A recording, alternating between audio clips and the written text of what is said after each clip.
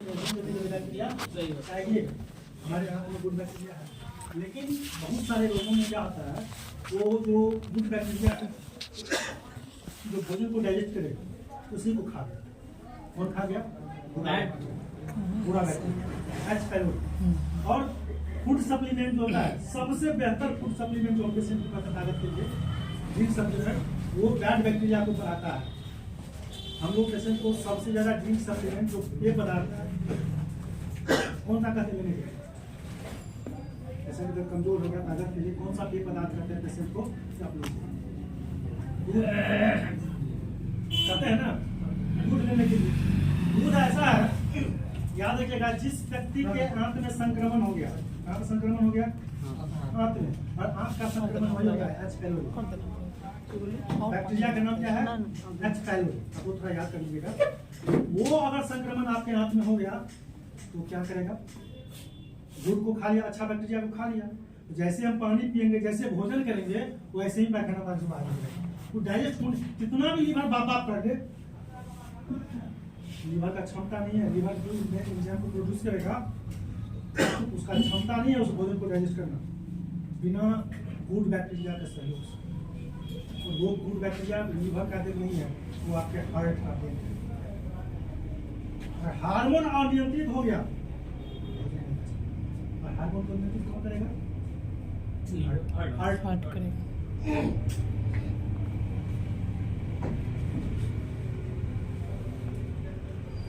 इस समय देखिए जो हार्ट है इसमें चाहिए हमको पूरा बोर्ड। नेक्स्ट डे होता क्या है? होता क्या है? होता है आपने क्लिनिक पर बोर्ड की व्यवस्था है, तो वही हम एक दिन प्रोग्राम रखे ना करते वीडियो बाहर देखते हैं लोग बुझते कि नहीं।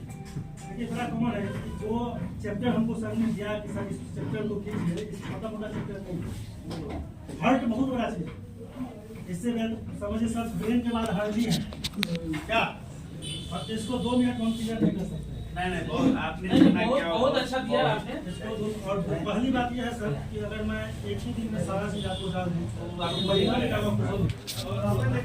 आज के इस क्लास में आप 2 चीज जरूर याद रखिएगा। पहला क्या याद रखिएगा? सबसे पहला हार्ट से रिलेटेड क्या याद रखिएगा, और प्रत्येक मेडिसिन का क्या याद रखिएगा? सबसे पहले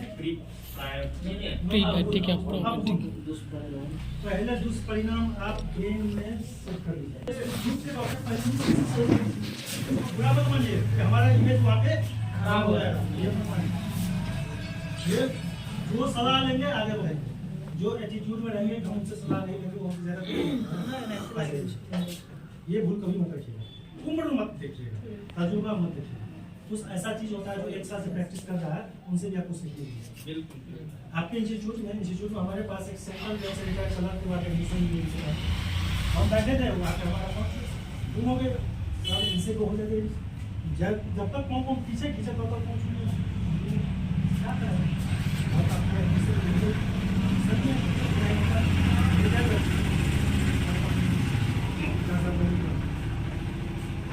गुम हो गए, उनका एक्टिविटी देखें, रिटायर्ड कलर सेंट्रल बैंक जिज्ञासा देखिए क्या होता है। मुझे स्पष्ट पता है कि हम ये इसलिए कर रहे हैं, डिटेल नहीं हमें डाल देंगे। जब तक काम चलता रहेगा, ब्रेन चलता रहेगा, हम स्वस्थ रहेंगे। ब्रेन ये सेट हो गया कि हम रिटायर कर गए, यानी हम जिंदगी से रिटायर ना, जॉब से नहीं करते हैं।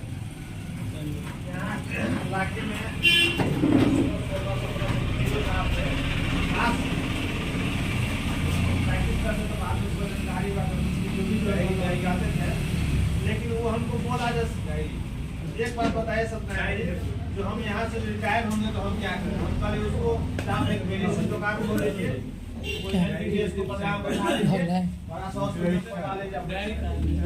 वही किया दवाई। बहुत सारे ऐसे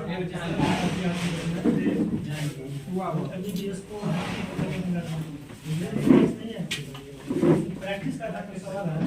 एक हमारे नियरेस्ट प्रैक्टिशनर बीएम मंडल है, मैट्रिक 10th भी पास नहीं हो, पर डे का 100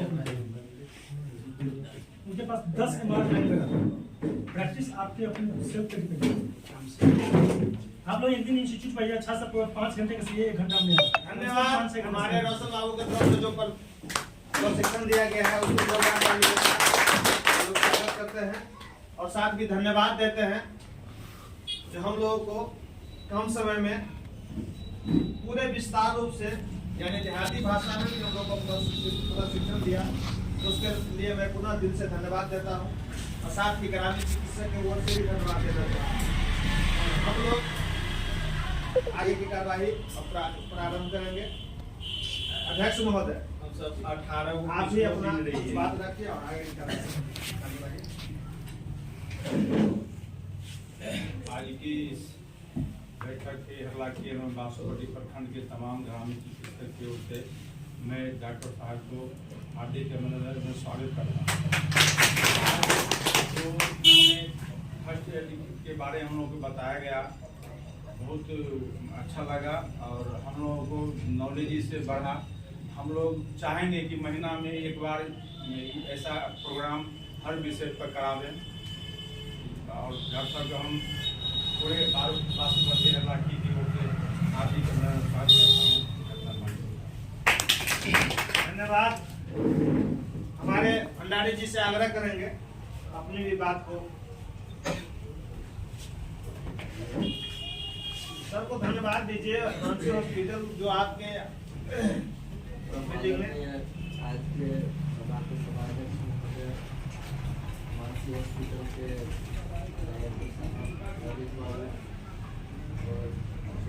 डॉक्टर साहब रोशन बाबू और बाबू सलमान बाबू सभी ग्रामीण चिकित्सकों को प्रणाम। बहुत ही अच्छी विषय पर इन्होंने जानकारी दी हार्ट अटैक के बारे में और हाइपोग्लाइसेमिया के बारे में बहुत ही अच्छा लगा हमको। इसके लिए मैं सबको बहुत बहुत धन्यवाद देता हूँ। और हम लोग चाहेंगे कि सब 5 मिनट के लिए तो हाइपरटेंशन के लिए बार और 5 मिनट के लिए आप कुछ बोल के हमको बता दें। आप दूसरे दिन लीजिए ना, टाइम क्या डॉक्टर मैं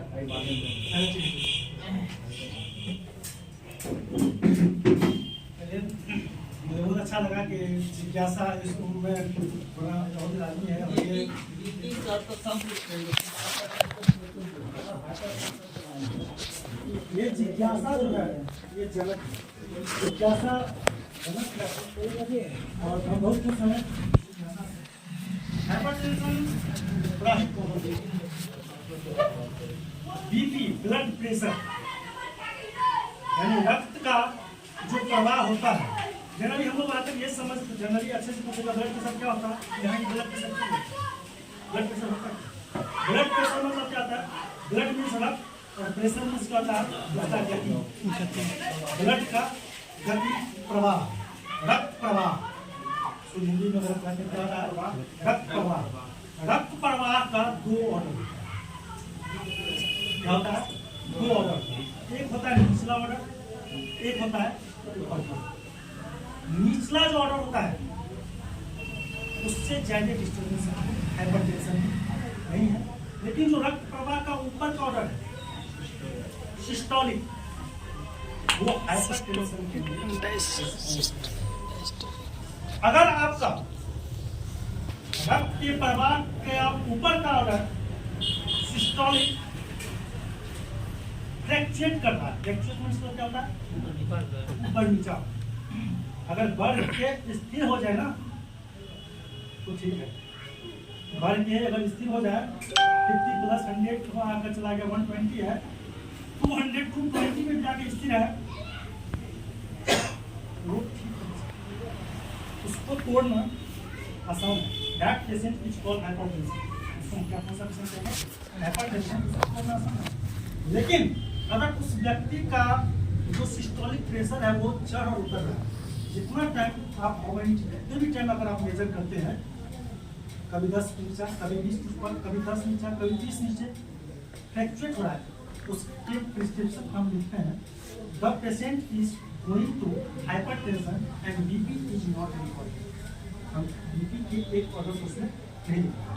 अगर आप बीपी के ऑर्डर को लिखते हैं, जो आपके अगले डॉक्टर से आप देते हैं, आपने कहीं पर रेफर किया है, उनको जस्ट ट्रीटमेंट करने को कैसे आप उसमें हाइपरटेंशन लिखेंगे, उसमें कमेंट रेड पेन से मार देंगे। अगर डेंटल करते हैं रेड पेन डॉक्टर के पास होना चाहिए, हाईलाइट होता है रेड पेन से। The patient is suffering from hypertension, but BP is not recordable, उसमें बीपी नॉट रिकॉर्डेबल लिखा जाता है। आप ऑर्डर ट्रांसपेरेंट एक ऑर्डर को नहीं लिख सकते, सिर्फ सिस्टोलिक को नहीं लिख सकते, बीपी या systolic diastolic not recordable. Not recordable अगर बीपी होता है तो सबसे पहले जो डॉक्टर्स होता है, जो कार्डियक डॉक्टर होता है, उनका पहला काम होता है इसके ऑर्डर को जो नॉट उसको रिकॉर्डेबल है, यानी जो फ्लक्चुएशन रेट है उसको नियंत्रित करें। और नियंत्रित करने के लिए आपको सहयोग लेना होता है इमरजेंसी औषधि का। इसका जो लेना था इमरजेंसी ड्रग्स। नंबर 1 जो इमरजेंसी ड्रग्स है हार्ट रेट को कंट्रोल करने के लिए, वो कौन सा है? डेक्सोना। याद रखिएगा, हार्ट के पेशेंट को आंख बंद करके डेक्सामेथासोन सर्दी का बुखार हुआ, ठोको डेक्सोना। हम आपको क्या लंबी तक ठोकता है, लेकिन जब उसको पूछने के लिए जाइएगा निकल जाएगा। एक चीज हमें याद रखना है कि डेक्सोना से पेशेंट को ठीक नहीं करना। डेक्सोना ठीक नहीं करता। डेक्सोना करता क्या? हार्ट का जो फंक्शन है उसके फंक्शन को आर्टिफिशियल तरीके से नियंत्रित करता है। आर्टिफिशियल कृत्रिम कितने देर तक कृत्रिम तरीके से हार्ट के पंपिंग को नियंत्रित करके बॉडी को सुचारू रूप से करवा सकते हैं? लॉन्ग ड्यूरेशन लंबे समय तो हमें डेक्सामेथासोन का यूज नहीं करना। हमें किसका यूज करना है? एक पेन मेडिसिन है atropine sulphate. Generally atropine sulphate का आप लोग यूज करते होंगे गाँव भर में पॉइजनस केस या डायरिया में यूज करते होंगे, या बॉडी ठंडा गया है उसको करते हैं। अच्छे से डॉक्टर को पूछिएगा, बताइए what is the function of atropine sulphate. Atropine sulphate का क्या कहो बताएंगे? बॉडी को हीट करना इसका काम है? नहीं, बॉडी को हीट करना एट्रोपिन सल्फेट का काम नहीं है। बिल्कुल नहीं है। एट्रोपिन सल्फेट का काम है हार्ट जो पंप कर रहा है उसके पंप को नेचुरली बढ़ाना, नहीं नियंत्रित करना। अगर हार्ट का पंपिंग रेट बहुत ज्यादा तेजी से हो रहा है, उसको जो समान दर है उसके लाना, या बहुत ही स्लो हो गया है उसको समान, लेकिन उसमें हार्ट को हेल्प लेना पड़ता है एक ब्रेन से। आपके पास एक ब्रेन है जिसको हम स्टीम ब्रेन कहते हैं। स्टीम ब्रेन कहाँ होता है? कॉमन है, आप उस रिकॉर्ड देखेंगे। ये देखिए, ये पोर्शन देख रहे हैं, ये पोर्शन यहाँ पे एक ब्रेन है, उसको कहते हैं ब्रेन स्टीम। 6 ब्रेन हमारे पास है। 6 ब्रेन में सबसे मेन ब्रेन है ब्रेन स्टीम, और दैट इज इस ब्रेन स्टीम को कहते हैं बेस ऑफ ब्रेन। ये ब्रेन स्टीम, ब्रेन स्टीम जो है ये आपको हेल्प करता है। बिना ब्रेन स्टीम के हेल्प से जो आपका ब्लड का प्रोडक्शन हो रहा है ना, बोन मैरो करता है ब्लड का प्रोडक्शन, औकात नहीं है बोन मैरो का ब्रेन स्टीम के हेल्प के बिना वो ब्लड का उत्पादन कर सकता है। ब्रेन स्टीम के हेल्प के बिना आपका सर जो है ना ये भी सीधा नहीं रहता। वो बहुत ही पावरफुल चीज है ब्रेन स्टीम। जब आप एक ब्रेन का पूरा क्लास देखिएगा तब आपको पता चलेगा। राउंड में ये समझिए ब्रेन 6 प्रकार का, जिसमें ब्रेन स्टीम का मुख्य रोल है हार्ट को नियंत्रित करने के लिए। अगर हार्ट में सर्कुलेशन होता है, हाइपरटेंशन, ब्लड बहुत ज्यादा प्रवाह तेज हो जाता है, बहुत तेजी से हार्ट को ब्लड फेंक रहा है, लोअर ब्लड को लंग्स तेजी के साथ फेंक रहा है, इसको फेंक रहा है हार्ट को। ऐसा होता है? 100% होता है। प्रेशर क्या है? हाइपरटेंशन क्या है? हार्ट में जो भाल्व है ऑडिकल वेंटिकल पर, ऑडिकल वेंटिकल होता है ना, हार्ट में जो भाल्व जनरेट करता है, हार्ट को भाल्व चॉक कर गया। हार्ट का भाल्व को चॉक करता है, भाल्व जो चॉक करता है वो चॉक दोनों 4 चैम्बर होता है, दोनों के बीच में एक भाल्व होता है जो पंप में रहता है, पंपिंग के दौरान काम करता है और तेजी से जो फेफड़ा जो फेंकेगा ब्लड प्योर करके, तो उस समय में भी आपका जो भाल्व चॉक करेगा, उस चॉक को हम अरेस्ट करते हैं। और वो अरेस्ट आपको कोई डिजीज से नहीं होता है, आपको कोई डिजीज नहीं है, सिर्फ हाइपर टेंशन की वजह से होता है। आपके बीपी का, ब्लड प्रेशर का, यानी रक्त के प्रवाह का ऊपर का लेवल इतना चढ़ गया और वो नियंत्रित आप उसको नहीं कर पाए, नियंत्रण नहीं रहने के कारण आपका जो भाल्व है वो चॉक कर, भाल्व जो है वो रक्त के प्रवाह के प्रेशर को यानी दबाव को झेल नहीं पाया।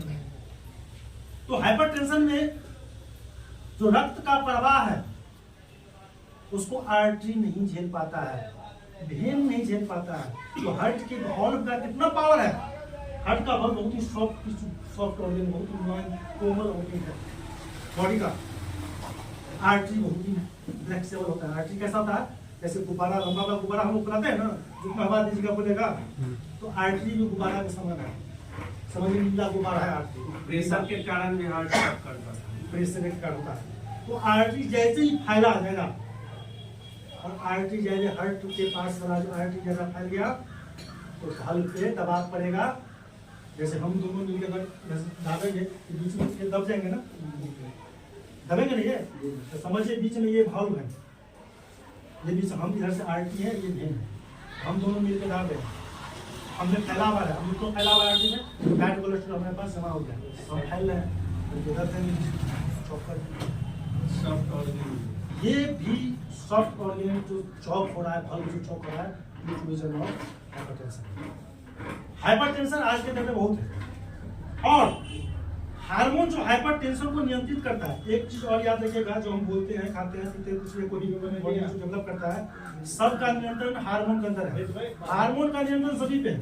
एक चीज देखिएगा, किसी पेशेंट को आप ट्रीटमेंट फर्स्ट टाइम ट्रीटमेंट कर रहे हैं, आपको ज्ञान अच्छा है, लेकिन हेजिटेशन, हिचकिचाहट रहेगा, जो पेशेंट हमसे समझेगा या नहीं। आप दूसरे डॉक्टर से अच्छे ढंग से उसको ट्रीटमेंट कर सकते हैं, लेकिन आपके अंदर में घबराहट होगा।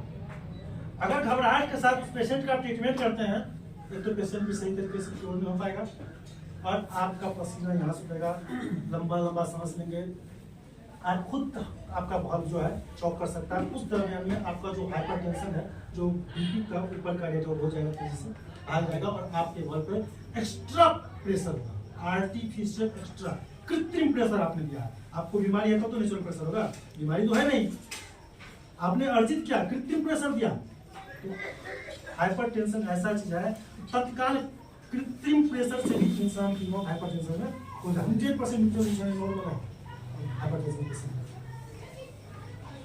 हाइपरटेंशन को बहुत शॉर्ट में हम नहीं ले सकते हैं। सर जो चैप्टर हमको मिल गया, इसमें तो हम अभी 2 घंटा बोलेंगे, फिर भी नहीं समाप्त होगा। ठीक है सर, और आप उसको स्टॉप करते हैं, क्योंकि हमको भी पसीना जो आता है हाइपरटेंशन में चौक करने का जो स्थिति, पसीना चिपचिपा, तो उस समय में लैसिस देखते हैं यूज किया जाता है, उसका क्या महत्व है? लैक्सिस को यूज क्यों करें? जनरली हम लोग जानते हैं लैक्सिस का काम है यूरिन डिस्चार्ज, लैक्सिस से यूरिन को डिस्चार्ज नहीं करता। किडनी का जो फंक्शन है, फिल्ट्रेशन फंक्शन है, वो किडनी के फिल्ट्रेशन फंक्शन को सहयोग करता है, परिणाम स्वरूप यूरिन डिस्चार्ज होता है। लैक्सिस का काम यूरिन को डिस्चार्ज आउटपुट करना नहीं है। अगर यूरिन का किडनी में चौक कर जाता है, बिल्कुल कर देगा, क्यों नहीं करेगा? अगर लैक्सिस को काम यूरिन डिस्चार्ज करना है, तो जो पेशेंट को स्वेलिंग हो गया है, कैसे क्यों हो गया लैक्सिस यूज से? स्वेलिंग में लैक्सिस यूज करते हैं ना आप लोग, जो एमडी तक करते हैं, तो करना नहीं, 100% यूज होगा। और एक चीज तभी हम दिमाग से भर गया था, एस्प्रिन का जो बताया था, एस्प्रिन का यूज आप लोग का आंखों के ज़्यादा लेने कीजिएगा। एस्प्रिन का अगर यूज करते हैं, पर पेशेंट अगर बोल दे कि सर एब्डोमिनल कैविटी, आपका एब्डोमिनल कैविटी हो गया, ये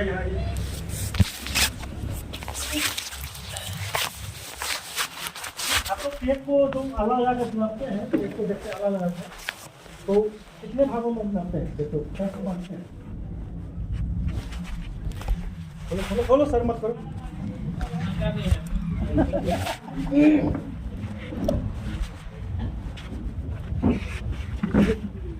ये देखिए, ये आपका ये लास्ट लिप देख रहे हैं, इसको देखिए, इसको मार्कर से ऐसे चेन बनाइए, ठीक है।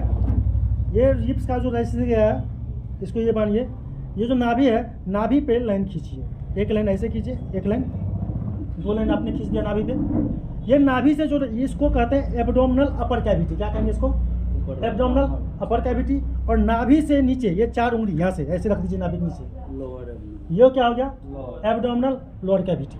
अब इसमें राइट साइड, लोअर कैविटी में राइट साइड जो होता है, वो कौन सा इंटेस्टाइन होता है? Large intestine. कौन सा होता है? Large intestine. आपके पास ऐसे जब पेशेंट का क्रॉनिक पेशेंट को दर्द कर रहा है, बार बार पेशेंट को एंटासिड डालना है, पेन किलर देना, पेट का दर्द ठीक नहीं हो रहा है लंबे समय तक, इसका मतलब है कि इसका जो लार्ज इंटेस्टाइन है, अल्ट्रासाउंड की रिपोर्ट में दिखेगा कि लार्ज इंटेस्टाइन में कोइन शेप बन गया है, जाम हो गया है, वो बॉयल गोला नहीं बना है, कोइन सिक्का का आकार बन के इंटेस्टाइन को ब्लॉक कर दिया है। ये हाँ बिल्कुल यही होगा, इसीलिए होता है। ये जो कोइन शेप बनता है ना लार्ज इंटेस्टाइन में, बड़ी आंत में, तो ऐसे सिंपल 4 उंगली रखिए, बांध के 4 उंगली रखिए, विशेष सेक्शन कीजिए, यहाँ पर स्टेथोस्कोप लगाइए, इसको मेजर कीजिए, आपको पता चल जाएगा उसके साउंड वेव से कि इसको क्या कैविटी यहाँ पे है। हाँ फोन ठीक है।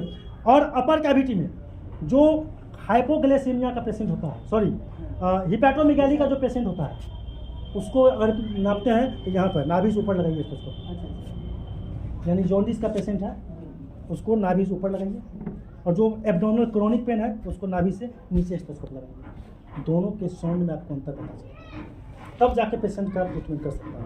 आप सीधा पेट पर यहाँ पर आला लगा देंगे ऐसे, ये नहीं होने वाला। 4 सेक्शन में बांटिए, चारों साइड आला लगाइए।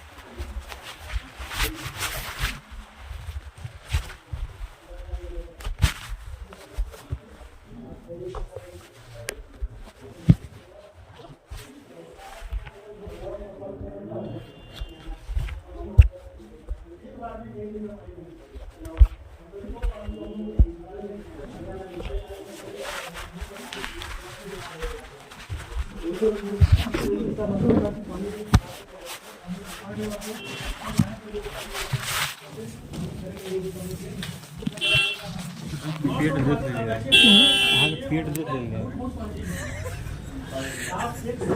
अहाँ के पेट आप देख लेंगे। मेडिकल में आम बात है, सब आप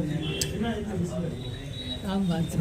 तेरे क्लास में क्या तेरे खुला देने चाहिए, क्लास में कैबिन अहीं के पेट खुला देंगे। क्वेश्चनों बड़ पड़े छे तेलक। नींबू पानी पीना है, 1 सप्ताह सुबह को गर्म पानी लीजिए, गर्म उसमें थोड़ा नमक डाल के नींबू अच्छी से नींबू डालिए, 2-4 बूंद नहीं, पूरे नींबू को डाल दीजिए और 1 सप्ताह सुबह खाली करके उसको ठीक हो जाएगा। अगर अभी आपने इसका दवा लिया तो आप क्रोनिक केस में चलेंगे। चलिए जल्दी दवा लीजिएगा।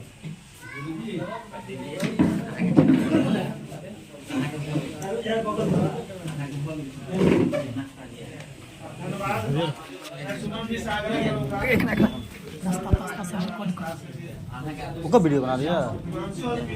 हमारे बीच प्रोग्राम दिए, सब आपको सहयोग करें इस पर।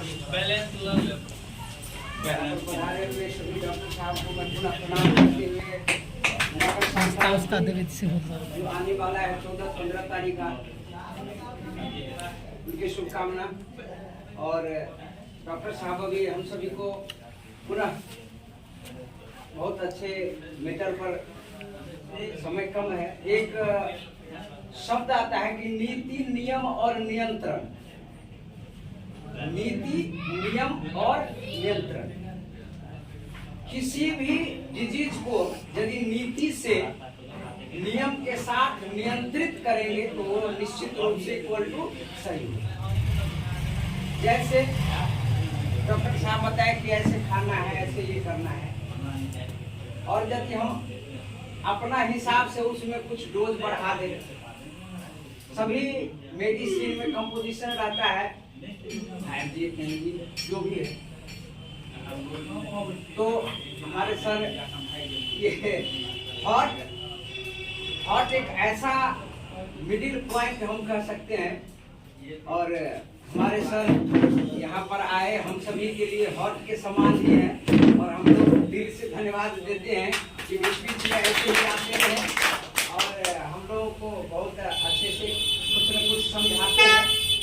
और रह गई बात बीते हुए लम्हों की कसक साथ तो होगी, याद में हो चाहे मुलाकात तो होगी। सर हमारे बीच में आए और याद से ही सही कम से कम हम सभी के बीच रहेंगे।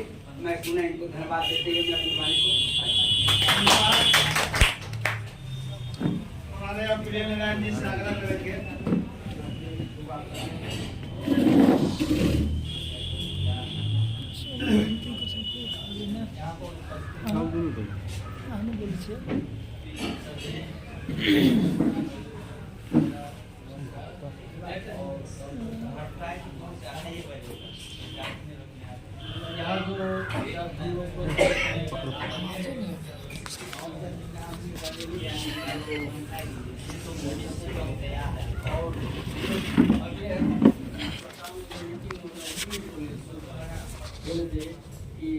कुछ न कुछ भी होता ही रहेगा, यही शुरुआत है।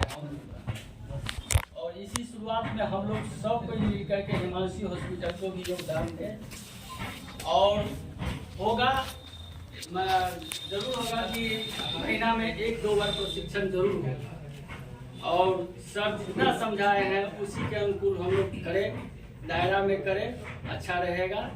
और इस पर जब भी कोई क्वेश्चन का जरूरी हो बिना झिझक किए हुए सर से कंसल्ट करके आप लोग पूछ सकते हैं और उसके हिसाब से चल सकते हैं।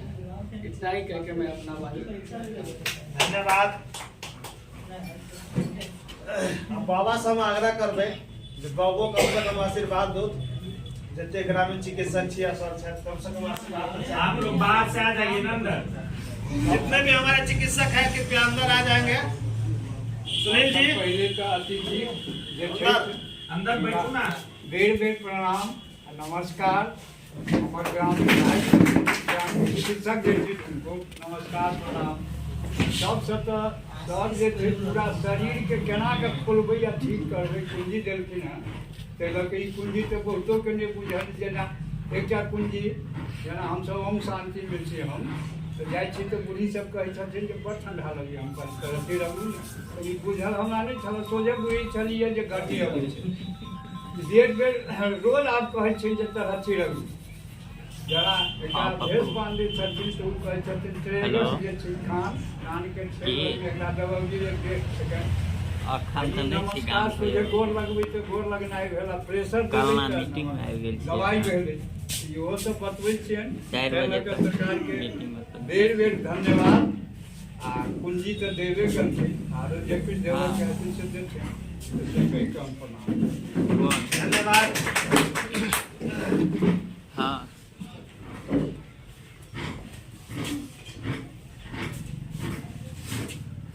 सर अपनाऊ अनेक बेर धन्यवाद के साथ हमसे बहुत ही ट्रेनिंग यहाँ बराबर मैंने मीटिंग में रखी।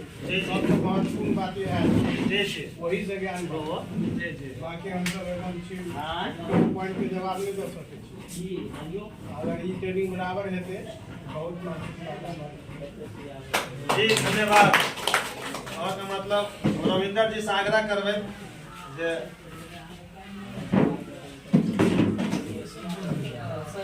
जते डॉक्टर साहब छथिन सबके प्रणाम। रोशन सर जे हमरा सबके जे मतलब डायरेक्टर महोदय बहुत हमरा सबके नाम आयल।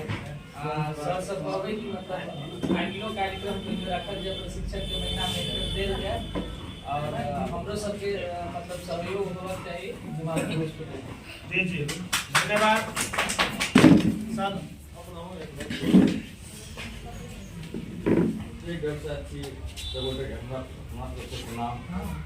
डॉक्टर जे प्रशिक्षण देलखिन बहुत नीक बढ़िया छलखिन। एना होबाक चाही हर महीना एक बेर। धन्यवाद। अब मैं हरिओम जी से आग्रह करबे जो अपन बात रखे विस्तार रूप में करी।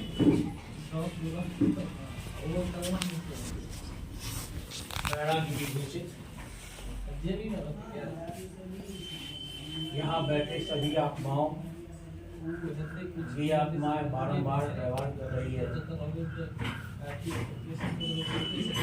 आज का प्रशिक्षण का सार मेरे तरफ से है, दिल दे दिया होता यारों को तो दिल में खोलना पड़ता हो जाओ। आज इसी पर इन्होंने ये बृहद रूप में तार को तिल बना के हम सबों के बीच जो समझाए हैं वो अवर्णनीय है, वर्णन नहीं कर सकते, क्योंकि तार को तिल बना के उन्होंने समझाने की कोशिश की है। जिस तरह का हम लोगों का बर्तन है, उस बर्तन में घोल दिए हैं। ठीक है, आ रहे हैं। बेटा कितना भी बड़ा हो जाए, माँ का आंचल कभी छोटा नहीं होता है।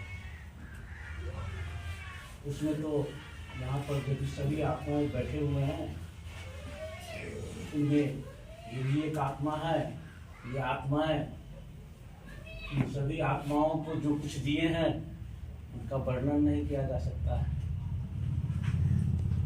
और ये देन किसका है? कचरा जब झाड़ू जब एकता के सूत्र में बंधी रहती है तो कचरा को साफ करती है, और जब वो बिखर जाती है तो फिर कचरा हो जाती है। ये देन हमारी एकता की है कि आज हिमांशु हॉस्पिटल के ऑर्गेनाइजेशन डॉक्टर साहब जो है हमारे हम सबों के बीच में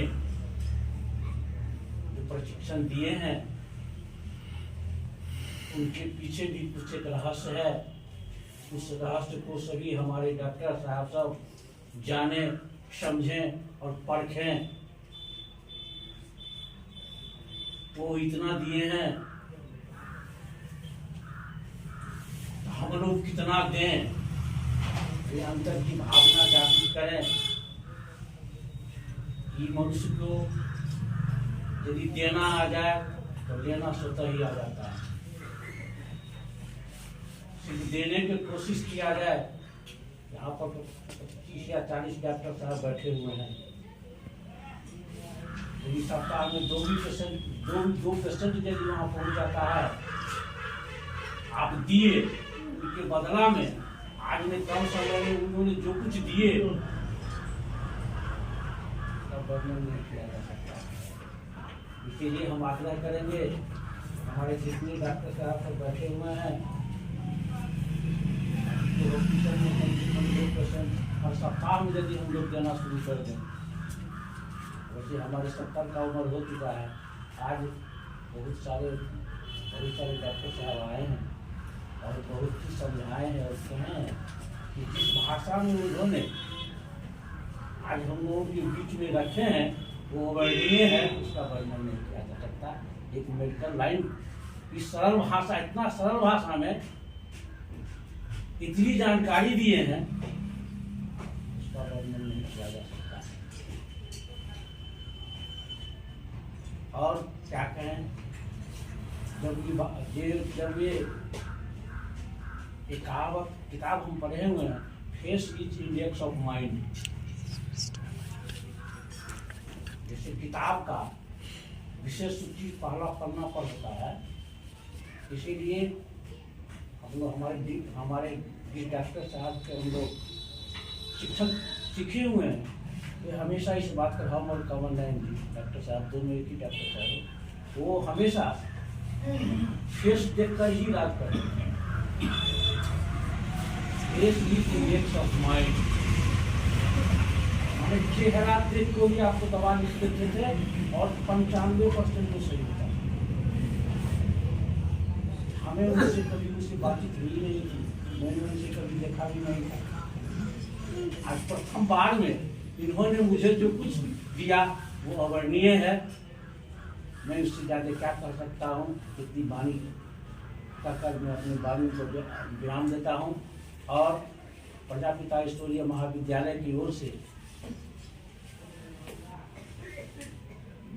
हिमांशु हॉस्पिटल मैं चाहूँगा कि एक बार कम से कम हम लोगों का प्रोग्राम ही करा लें। प्रजापिता ईश्वरीय महाविद्यालय की ओर से एक बार अपना हॉस्पिटल प्रोग्राम उनका हो जाए। मैं आग्रह करूँगा कि कम से कम एक बार हम लोगों का जो है इनका टाइम दे अपने हॉस्पिटल में कार्यक्रम करने का। और शांति की अपनी वाणी को ध्यान देना।